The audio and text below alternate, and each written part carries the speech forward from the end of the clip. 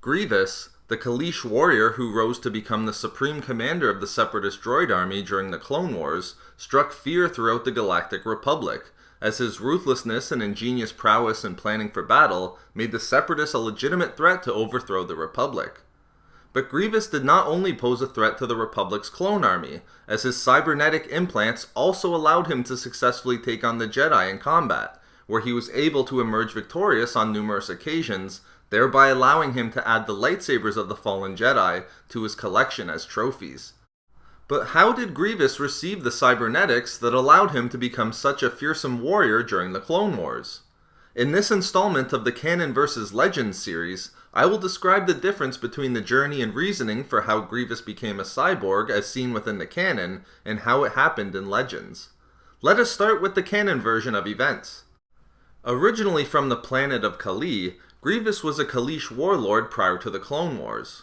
Before becoming the supreme commander of the Separatist droid army, Grievous made the conscientious decision to receive cybernetic implants.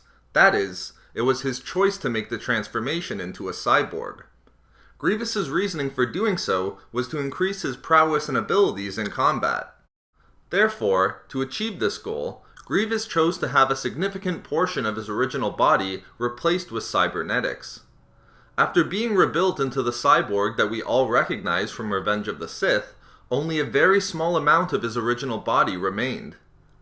After Grievous received his cybernetics, Count Dooku recruited him to become the supreme commander of the Separatist droid army and provided Grievous with training in lightsaber combat. That's it. That's all we know at this point in regard to the canon. Quite underwhelming, I know, particularly, as we shall see, when compared to the Legends version of how Grievous received his cybernetics. It's times like these that let me know that I've made the right decision to dedicate my life to my project of perfectly aligning every Legends character, planet, and story back within the canon, and thereby helping my friends make their triumphant returns. Oh, but look! Thrawn is coming out in April 2017, and it's being written by Timothy Zahn. I'm definitely going to have to purchase that one, not just for Thrawn, but because I have to. I mean, it's canon. Oh, and there's Aftermath Empire's End. That's only months away and looks to be a great addition to the canon. I guess the canon isn't all underwhelming. Maybe instead of embracing my rage, I should just give the canon more time to build itself up. And who knows, maybe my new friends in the canon will be even better than my friends in Legends.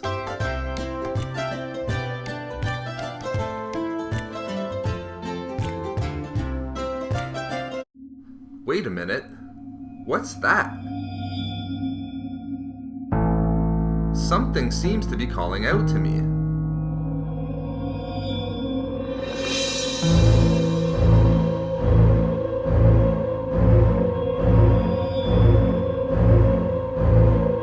Anyway, let's get back to the Legends version of how Grievous received his cybernetics, shall we?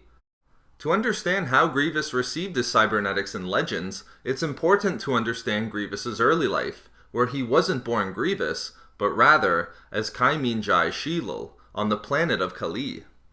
Calee was a planet that had endured generations of war between the Kaleesh and a technologically superior insectoid species referred to by the Kaleesh as the Huck, who looked to enslave the Kaleesh. The many years of the Huck War had left Calee overrun by famine.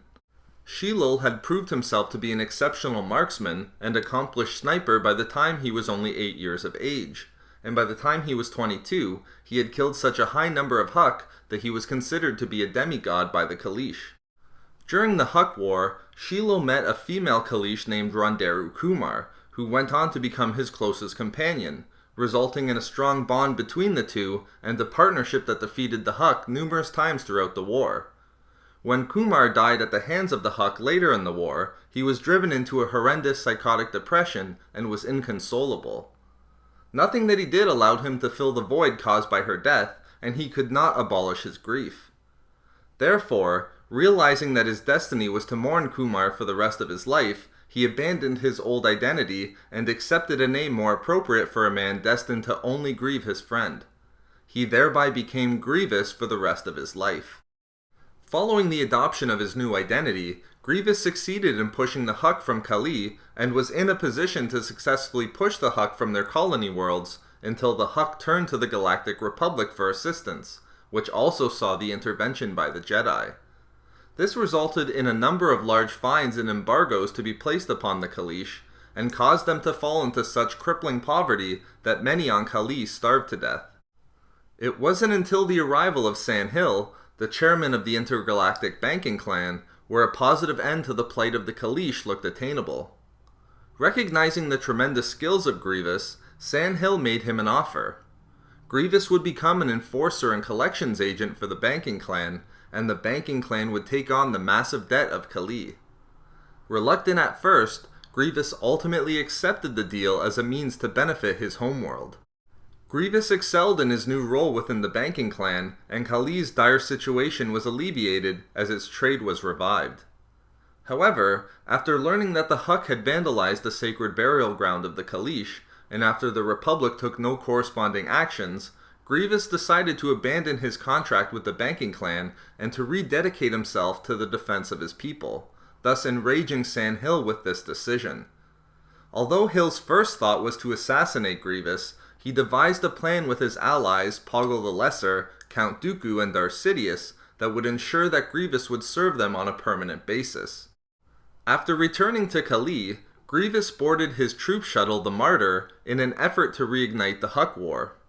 However, unbeknownst to Grievous, Hill, Poggle, and Dooku placed an ion bomb aboard Grievous's ship and rigged his pilot seat to enable a remote-guided ejection. After the Martyr took off, it exploded over Kali, and Dooku executed the remote command to eject Grievous before the crash at the last moment. Grievous was eventually located and recovered, but his body was seriously hemorrhaging and in shock, causing Dooku to have to utilize his Sith abilities to prevent his death as he was brought to Geonosis. Due to his near-fatal injuries, which were made worse through additional injuries being intentionally caused to him after the crash to break him even further, Grievous was told that his body was useless. At that point, desiring vengeance against the Galactic Republic and the Huck, Grievous accepted Sandhill's proposal and agreed to have his shattered body replaced with Cybernetics, with the condition that his mind would not be changed. Grievous's Cybernetics were installed by Geonosian scientists on Geonosis. They implanted his eyes and brain into a duranium alloy body, a substance that was very durable and light and was strong enough to resist the lightsaber blow. Grievous's Cybernetics also included the installation of upgraded robotic legs. His vital organs were placed within a human flesh-like synth-skin gut sac, while his eyes were enhanced with internal implants that improved Grievous's vision. Against Grievous's condition to accept the Cybernetics, the scientists altered his brain, whereby they eliminated disturbing memories and enhanced the rage centers of his brain, as well as his equilibrium to enhance Grievous's agility. The experiment was considered to be a great success, as Sandhill and his allies successfully transformed Grievous physically and in spirit.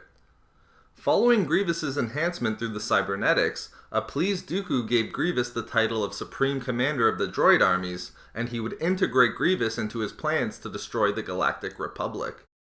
So there we have it, how Grievous received his Cybernetics and the reasoning behind the transformation, as it appeared in both the canon and in Legends. But I've been thinking, perhaps it's time for me, like Grievous, to make a transformation of my own. Perhaps I don't have to dedicate my life to returning my friends back into the canon, or commit to a life spending 80 hours a week to balancing and aligning every aspect of Legends with the current canon. I could just let go of my hate and accept the plans of the evil empire. Maybe I don't even have to be the non-canon expert anymore. Perhaps I can make my own transformation and become the canon expert. I could dedicate myself to only the canon. I'm sure that would be fulfilling. What's-her-name might leave me, but it doesn't matter. I'd have my new friends in the canon. Look at all the great things we have to look forward to. There's the Rogue One prequel novel Catalyst by James Luceno. Oh, and there's Ahsoka by E.K. Johnson. I know it's categorized in the teen and young adult girls section, but who cares? It's canon. I'm gonna do it. From this day forward, I will be the canon expert. Wait, There it is again. What is that?